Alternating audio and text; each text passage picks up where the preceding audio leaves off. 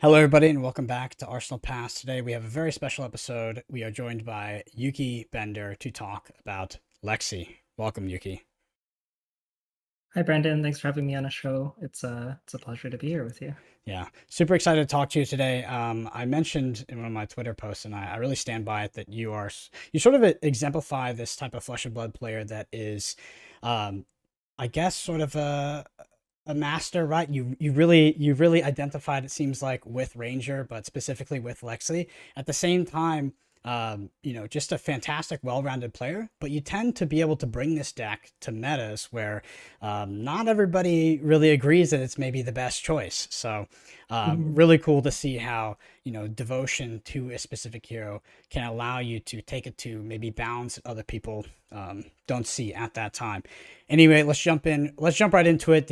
We're going to be looking at the main deck here first. If you want to see this full deck while you're talking, just for reference, you can see the sideboard and everything. It's going to be in the description below.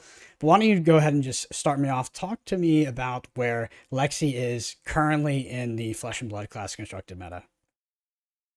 Yeah, so I think that the current metagame does is a little bit challenging for Lexi.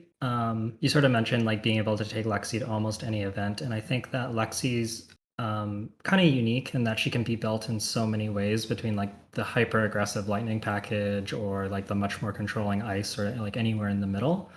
And I think that having to account for a wide field is a little bit challenging. And that, in my experience, I've had the most success with her when there's like a very narrow field, like the Briar meta, or even like the Starvo meta is like Starvo Chain Prism. If you can nail those matchups, you're pretty good. But when you have to account for, 10 different heroes potentially, it gets a little bit harder. That being said, with things kind of crystallizing around Phi a little bit and sort of coming into focus there, it might bring a little bit of a clearer target, like and what decks you're wanting to beat. So you might be able to skew towards like leaning into those aggro matchups and just hoping to sort of avoid the other ones. Mm-hmm. And you spoke about the spectrum there, right? The aggressive lightning decks and the defensive ice decks, but there's also a lot of decks in the middle. Talk to me about what is sitting in front of us today. Yeah, so this is definitely, I would call this sort of like a pretty low ice deck. There's not that much ice in it. There are sort of like a few, there's some yellow blizzard bolts in the board, but the main tools are like the chilling ice veins and the frost locks. And you have access to the ice quakes to make frostbites. You still have channel. And that can be a card that you can play. Hypothermia is like very, very powerful. It seems to shine like more in certain matchups than others, but like for example, like in the mirror, it's fantastic, and you can sometimes catch your opponent off guard by just like loading two arrows and firing them, then playing down hypothermia and basically blanking their turn. So some of the new ice cards in Uprising have sort of, I think, allowed the deck to lean just a little bit away from the ice package because hypothermia and Arctic incarceration, which we'll talk about later in the sideboard, are both sort of like standalone, like one piece that just does all the disruption by itself. So I find that you don't need quite as much of it. This deck has a lot of zero cost arrows, so the full rainbow Bolton shots, searing, pathing, endless, and a couple dazzling crescendos. Those are mostly just zero for four red arrows. But the idea here is to be able to go very, very aggressive and sideboard almost into like a lightning fuseless deck for the Prism and Guardian matchups. So this deck is maybe not like if your only goal is to beat Phi, I think you can build a better deck of beating Phi than this. But if you're wanting to have a game into a wide variety of heroes, that's sort of what this deck is trying to do. So it kind of has that like similar to my Pro Tour list, which can do like Art of War, Rain Razors, three Mm-hmm. of a kind, like giant combo turns, and also play this disruptive ice roll, and then kind of switch into like this almost lightning aggro deck for the control matchups. Yeah. And obviously playing a Voltaire build here as well. So just looking at your Mhm. arrow package, you did talk about it a little bit, but is there anything else you want to pick out? Something that's key to a specific matchup, or maybe plays a bit atypically than what someone who picked up the deck for the first time might expect?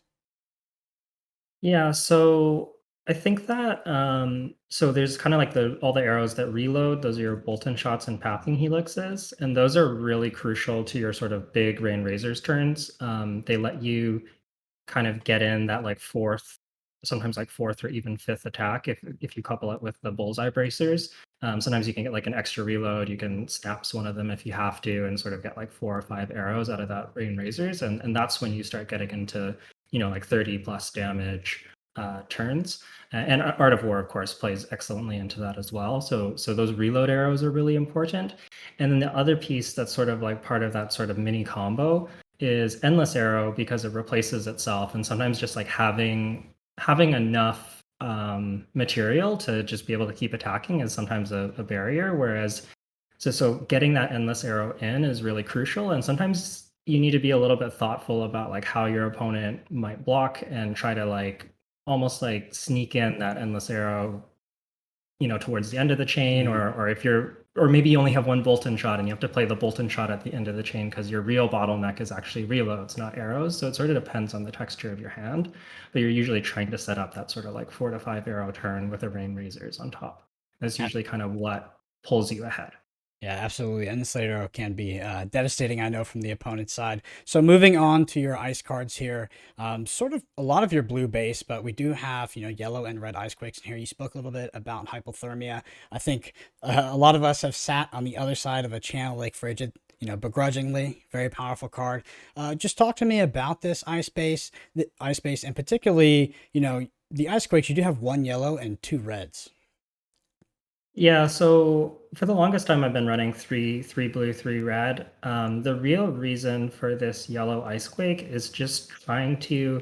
So there's always sort of this tension on like how many ice cards you're going to run and how many arrows you're going to run. This deck typically runs like in the main board. There's, what is this? This is 6, 12, 14. Often you'll go up to like 15 kind of ice cards. And that's sort of like a round where you'll play. Um, so the idea behind the yellow ice quake is just that like if you have red Arctics, you have red ice quakes, it's really hard to actually pitch to play channel. And the yellow pitch ice quake is just like one more card that can kind of pitch for channel in a pinch. And the deck actually functions pretty well off of yellows. You have a lot of zero cost arrows, so you can even just like searing shot, endless arrow off a yellow or something, and it's pretty serviceable. So it's just to give you a little flexibility with the pitch. But yeah, it's just sort of picking. In general, the ice blues are very very powerful and kind of like the best spot to put those, because like you want the red arrows to have the powerful attacks, and then a lot of the blues are just as strong. Like losing 2 damage on the blue ice quake compared to the red isn't that big a deal because you still get all of the frostbite effect and all of the disruption. And same thing with Winter's Bite, the one pitch compared to three pitch. Yeah. Unless you're against like an Oldham or something, it just doesn't really matter. So usually we like the blue ice cards Mhm. for the Lexi decks. Yeah, and we got a couple of power cards here. We've got the Rain Razors and the Three of a Kind, obviously very crucial to the game's to the deck's explosivity. So if you were to sum up sort of the style, right, your turn to turn play from a high level with this deck, what is it like? Are we just aggroing the opponent and playing out our max damage hand as much as possible? Are we trying to arsenal key cards? Are we maybe blocking a bit, trading damage? What's sort of the, I don't know, 10,000 foot look on like how to play this deck? Yeah, so I think it depends on your matchup. The more aggro decks, you're really trying to kind of strip cards until they get to a point where you know that their attack, like you don't necessarily have to shut down their turn entirely, but you're trying to make it so that their turn is not as effective as they want it to be, so that you can kind of outrace them. You're just more efficient than them since you're disrupting them just enough. Um, and and so you're often trying to sort of like balance, if they're not blocking, that's time to maybe like push that last attack out of arsenal if it's threatening an ice quake trigger, to really try and slow them down as much as you can. But usually you want to end with an arrow in arsenal, because that helps you play towards, that's like the way that you have 3 attack turns. And it also helps play towards rain razors and make sure that those rain razors are sort of live when you do draw them. If you have a razors but no arrow in arsenal, you're pretty much always missing out on at least one attack there. So usually we're trying to kind of set up at least one turn where we can sort of have 3 to 4, maybe 5 arrows with rain razors, do like 25 to 30-ish damage and really pull ahead. Against decks with disruption, like some of the Guardians, you might have to block a fair bit, and sort of like play patiently and maintain that high life total so that you can kind of find the spot where you're able to go off and just kind of like force them to block for the rest of the game. And that's sort of what you're hoping to do. So against the aggro decks, you don't have the time to set up as much. You're just trying to disrupt them. But against the control decks, you're being a little bit more thoughtful and making sure that those big like power turns are really, really powerful. Awesome. And yeah, I know it can sort of the play style can vary drastically depending on the matchup. I mean, Fi Mhm. and Oldhim. It's quite a dichotomy to try to split your deck against when attacking the meta. So with that, let's go ahead and take a look at the sideboard and see what cards might be coming in to help us deal with those matchups.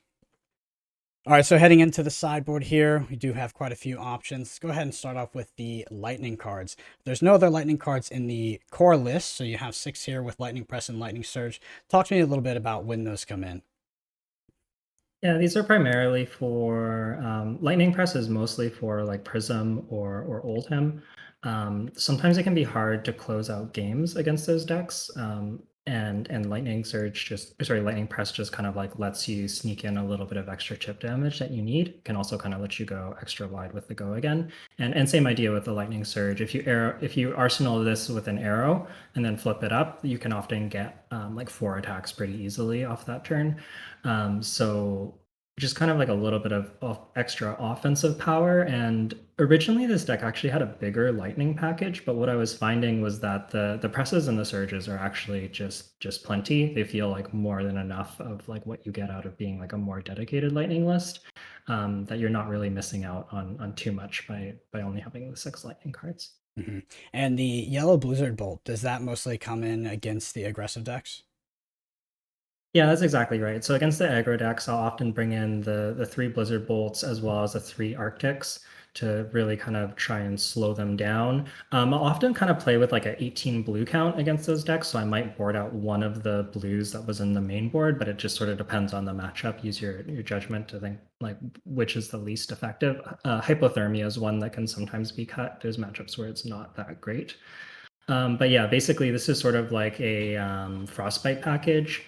And I've cut down to just the yellow ice bolts here. The reasoning being that, like, with the addition of Icequake, you just have so many ways to make frostbites already that, or sorry, the addition of Arctic and Icequake, you just have so many ways to make frostbites already that the Blizzard bolts felt a little redundant. The nice thing about the yellows in like a lower ice count list, so often like around that like 15, 16 ice count, is that you're not always able to fuse them. The deck's like more leaning towards always having arrows than always having disruption. And so on those turns when you can't fuse them, having a yellow sort of doubles as a pitch card and kind of can increase the consistency, whereas the reds are sort of like you really want to play them, but if it's not fused, it's not that exciting. Hmm. And these fatigue shots, do these come in exclusively for Guardians or maybe also against things like, I don't know, Brutes, Illusionist, stuff like that? Yeah, I quite like it against Brutes and Illusionists as well. But yeah, of course, against the Guardians, it's very, very good. Um, but yeah, even against Illusionist, a lot of the Prism builds have been trending Heralds lately. With Starvo kind of leaving the meta, there's not as much need for like the pure aura builds. Like they still have auras in their deck for sure, but a lot of them I've noticed are trending more heralds. And just having the fatigue shots can really help you kind of not get outraced by those overcosted heralds because we don't really have poppers in this deck. Hmm. And Poppers is something I've tried. I don't think it helps the Prism matchup that much because then it sort of just makes passing Mirage into like another aura that you have to deal with, and they're clunky in your hand, and they're not always attacking you with heralds. So overall, I've liked this kind of package, and the Lightning Press is sort of like an emergency popper if it has to be. You can Lightning Press your own arrow and pop like a Erudition or something if you really need to. Yeah. Um, And last card here for us is one that I was actually surprised to see in the sideboard. That's going to be Art of War. So sort of coupled with those other power cards in our deck like Rain Razors and Three of a Kind. Where do you see this card coming in particular? Yeah, it comes in almost all of the matchups. Like it almost is a main deck card. The main places it doesn't come in is against Prism. The big problem with Art of War into Prism is that Art of War makes you want to play into those like setup Rain Razor's turn, but you get blown out so hard by Arclight that I think you just need to like, rather than holding back that arrow in Arsenal, you need to just be attacking them, like doing your best like Lightning Briar impression where you just want to go like 4/4/4 every turn if you can, and like just get Rain Razors off for value. And the Art of War like making you want to set up, I've found I was just getting blown out by Arclight way too much. The other place where I don't really like Art of War is in the mirror match. I find that if you're having to block and you're being disrupted, that like Art of War, like usually you need at least a pitch card, you need the Art of War, and then you need an arrow, and you just often don't have that luxury in the mirror match. So Art of War is like more of a liability than it is like a help in those matchups. But pretty much everywhere else, I think that the card is, it can be awkward, it can be a little bit tricky to like learn like when and how to play it, but like because sometimes you have to kind of weigh like, do I want to take the chance of drawing into arrows, or am I happy with my hand that I have, and maybe I just arsenal that Art of War. So it's a tricky card to play, but I think overall just it gives the deck a lot of power, and it gives the deck a lot of card velocity, which sort of like the card draw coupled with three of a kind just sort of gives this feeling of like you're always drawing into Rain Razors and three of a kinds and Art of Wars, and you're always having these powerful turns. Like once you kind of draw the first one, you're kind of set. Yeah, absolutely. Heading on to the armor here, we have two boots available. First, I'll start off with Perch Grapplers. Is this mostly to come in matchups where you particularly need to block? Yeah, that's right. So again, kind of Prism and Lexi, I do quite like the just like the extra armor block to sometimes squeak out a pivot turn. But against Prism, you need to be able to block Erudition, and it's only one Erudition block, but that's kind of the best that Ranger can do. So you gotta do what you can. And then the Null Rune is mostly there just for the wizards, again, trying to account for that wide field, and I'd probably play Arcane Barrier 3 both into Kano as well as Icelander. I find that like against Icelander, you can kind of afford to be patient and just like block out with AB when you're being disrupted too much, and then like try to find that pop off turn where you can like Rain Razors, Art of War them, and really catch up in life totals. So the AB really helps you kind of play that patient game. So, do you play any Arcane Barrier versus Viscerai, or is it all for the wizards? So the main deck loadout, you actually already have bracers. Oh So yeah, you're right. you kind of Bracers, have of like course. the built-in AB. Sometimes you do there is like a bit of a consideration of when you pop that equipment in against the rune blades, because like the late game they can kind of exploit no arcane barrier with like Rosetta Thorn and their grasp. But but don't be too afraid to pop it either. Like if you can push them to a life threshold where they're going to have to block for the rest of the game, then you're probably pretty safe to just use those bracers. Awesome. Yeah. Well, Yuki, we really appreciate you coming on the channel today. It is great to get into the mind of a master here. For anybody interested, Yuki will be writing up an additional piece for us on the Arsenal Pass Patreon, mostly a sideboard guide, but maybe a little bit of tips and tricks sprinkled in there as well. I know this is a deck that Hayden has been talking about on the podcast a lot. Just looks kind of prime to maybe go into the meta and bully some of these fives that have started to rise in popularity. But yeah, again, we appreciate you coming on so much for coming on, and we hope you all enjoyed the video. Yeah, thanks for having me. It's been a pleasure.